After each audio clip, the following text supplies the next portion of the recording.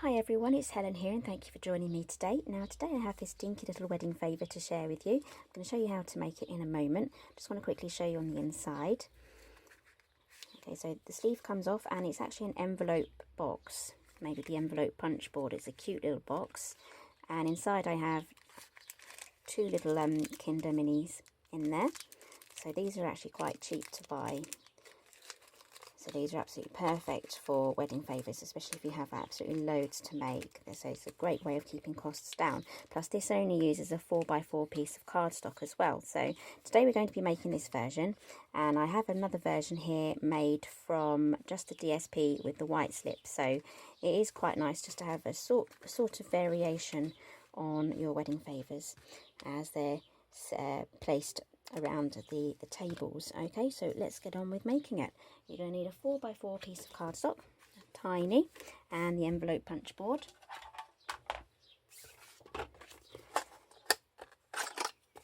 Okay, so the first score is going to be at 1/2 inch. Punch and then score, and then move it along to 2 3/4. Punch and then score. All the measurements will be in a link down below that will take you straight to my website, where this project has its own page with all the measurements written down and all the materials that I've used as well. So punch and score, so it should look like that so far. So turn it again. So we're not using this now for measuring, we're lining up this line here with our lines here. So punch and score. Have I done that one? Nope.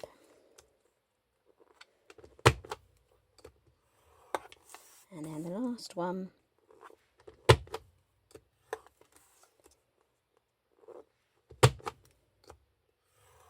There we go. That's all of our punching done. So now we have this side here. So these two flaps here are larger than these two skinnier flaps. So these are the flaps that we're actually going to corner around. Okay, so we can now put our punch board away. I do actually prefer to use the other stampin'Up bone folder. This is my favourite bone folder, so I'll put this plastic one away. You can use the plastic one if that's all you've got. Okay, so burnish all your edges.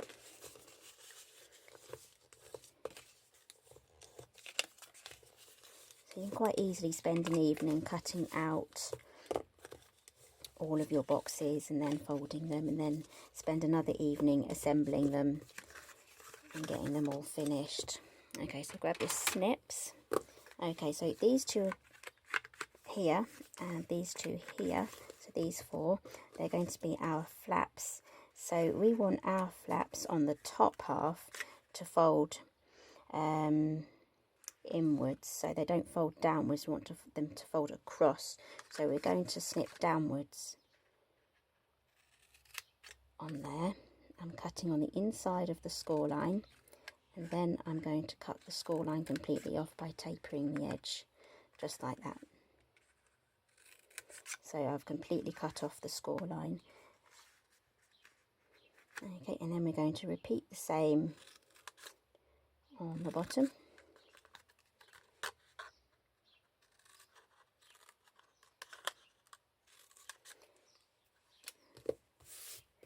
Okay, move those across. Okay, so it should look like that. Okay, flip it over. I'm going to use some fast fuse, and I'm also going to use a bit of Tombow. So on the bottom we're going to use our fast fuse on our flaps, and then just line these corners up perfectly. There we go. Same on there.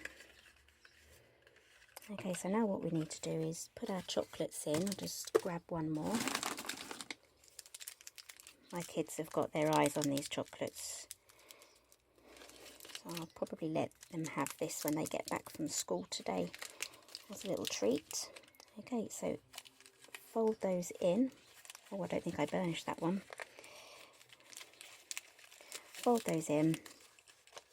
Okay, so it's going to fold together just like that. So now the easiest thing to do is, I'm not going to use my fast fuse on there, just a bit of wet glue. and then pop it just there and round here like that. That should be enough to keep it in place. Tombow is very strong, so having the chocolates inside the box already will help you get the chocolates inside, because it is a very tight fit, and it also helps to keep your box square while you're trying to assemble it. Okay, so if you can't actually get hold of these Kinder Surprises and you do have some other sort of small chocolates in mind, leave me a message down below and then I will get designing on some different sizes of these, because I know that these Kinder Surprises aren't available for everyone, and also the blue and the orange may not go with your colour scheme. So if you do have any other chocolates in mind, let me know and I'll do my best to get that made for you. Okay, so there we are. There's our box. So now on with our cover, our sleeve. So you're going to need a piece of pattern paper. So this is DSP, this is Floral Phrases, and it measures 3/4 of an inch by 5 inches. So I want the join to be at the bottom where the two ends meet, so I'm going to add that to the top section, fold it down and then fold it over like that. And if you have anything overlapping, you can just trim that off. So I'm just going to take a small slither off there. Okay, so now we have our folds. They're very gently folded at the moment because we didn't tightly wrap it around the box. So just find those folds again and then reinforce those folds with your bone folder.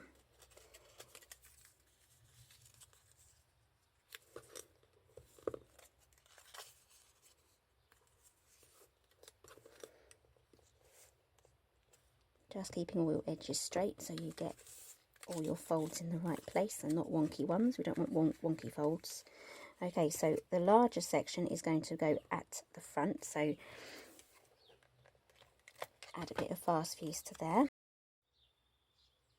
Sorry guys, my camera turned off there. I think it got a bit too hot, so I've let it cool down. I've opened the windows. I'm very cautious around the front of the house. We've got a bee's nest right by our bathroom window, so I'm leaving it where it is. I'm not disturbing them. So let's just hope I don't get a big swarm of bees in the house. So we're just going to wrap that round. So I've got my fast fuse here. So I have the fast fuse on the side where we have our flap, because we want the this section here, where that end bit there, we want that bit towards the back. Okay, so let's get this done quickly, just in case it turns off again. So I'm going to be making the silver version. So I have the silver 1/8 of an inch ribbon here. So happy these did not go on the retirement list.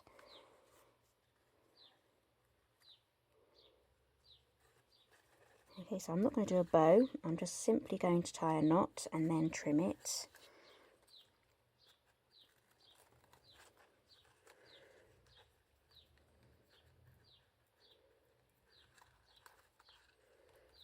Birds are singing, it's a lovely day out there. I think that's the bird that wakes me up in the morning, like at 4:30, something silly o'clock like that. Okay, so I'm going to cut these at a slant. There we go. Okay, so which one do you prefer, the gold or the silver?